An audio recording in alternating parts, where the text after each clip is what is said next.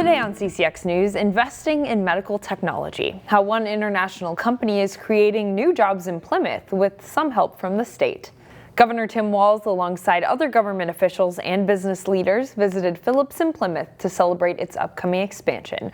Leaders say it should bring the area jobs and growth in its surrounding communities. When you think of the company Phillips, light bulbs might come to mind. They certainly did for Governor Tim Walz. The only entity that produced more light than Phillips was the sun, and which was true fact. But the company is also a leader in medical technology, and some of that image-guided therapy tech is created right in Plymouth. Walz took a tour of its facility at a media event on Thursday. What's the skill set of someone who's working here? Phillips employees introduced him to one product they're developing, imaging technology used for heart procedures. Other advantage we've got is we can actually represent that as it's now a 3D image. Work at the Plymouth Phillips is led by Stacy Beskey, who said in a news conference that this location already employs hundreds. We are proud to contribute to the thriving medical device industry and to collaborate to harness the full value of innovation in healthcare.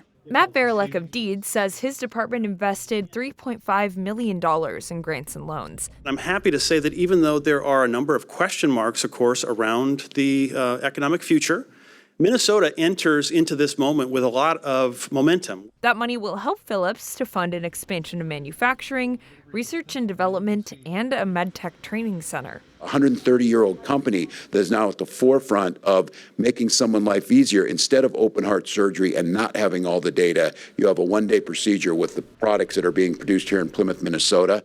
So though Phillips may be known for light, its work in Plymouth is lighting the way in the medical field. At the state capitol, a new bill could make Minnesota the first in the nation to collect a tax on social media companies. DFL Senator Ann Rest of New Hope is the bill's chief author. Under the bill, large social media companies like Meta, which operates Facebook, and X would be taxed the most. Those companies with more than 1 million Minnesota users would be taxed $165,000 per month, plus 50 cents per consumer over 1 million. The bill would generate an estimated $334 million over the next 4 years. Rest argues that companies that profit from selling consumer data they collect for free should be taxed. It's uncertain, though, if the measure will get bipartisan support. Republicans have spoken out against additional tax increases. New homes that could appeal to seniors and empty nesters are planned for Northwest Plymouth. Ron Clark Construction is proposing 19 Rambler-style single-family villas and 19 townhomes southwest of Chicada Trail and Vicksburg Lane. It would be part of a subdivision called Sunset Bluff. Photos provided by the developer show what they could look like. According to planning documents, the villa-style homes are in high demand among seniors who desire a maintenance-free, main-level living design. The townhomes would have a 2-story row-style design, and the Plymouth City Council approved the project this week. This week is Food Waste Prevention Week, a reminder of how much of our food goes to waste. It's estimated that between 30 to 40% of the nation's food supply ends up in the trash, a startling figure considering millions of Americans go hungry. But as Sarah Allen reports, a food pantry in Crystal is working to rescue that food.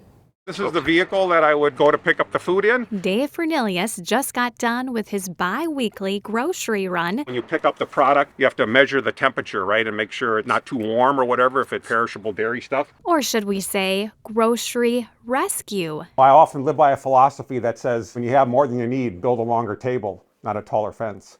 And so yeah, it's been a way to give back and help the community. Fernelius loaded his vehicle with bread and dairy donations from the Robbinsdale Hy-Vee to bring to Near Food Shelf in Crystal. So we probably had 12 shopping carts. Grocery stores like Hy-Vee take part in Second Harvest Heartland's food rescue program, donating items near the end of their use-by dates. This tells you how many you can take.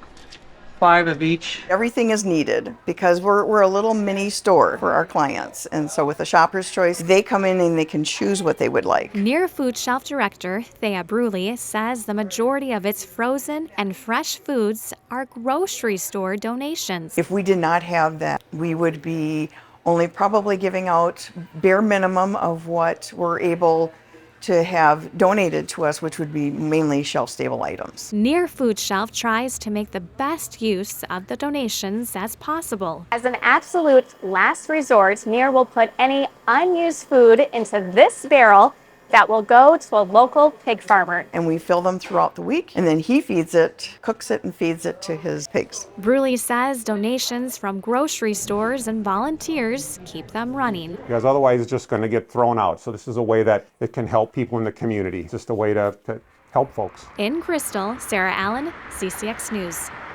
Near Food Shelf serves around 650 households a month. They say their new model of letting Food Shelf clients pick out their own food has also prevented food waste. If you heard sirens Thursday, there was no need to panic. Emergency management officials hosted statewide tornado drills for Severe Weather Awareness Week. This test of the emergency alert system can be a refresher on what to do during a severe weather event. Dan Anderson with Hennepin County says having a set plan with your family helps you stay safe and reduces the stress of a bad storm. This is very much preparatory actions that really can alleviate any kind of anticipation, anxieties, or fears that would come with hearing something like this. We'll have more tips for staying safe at ccxmedia.org.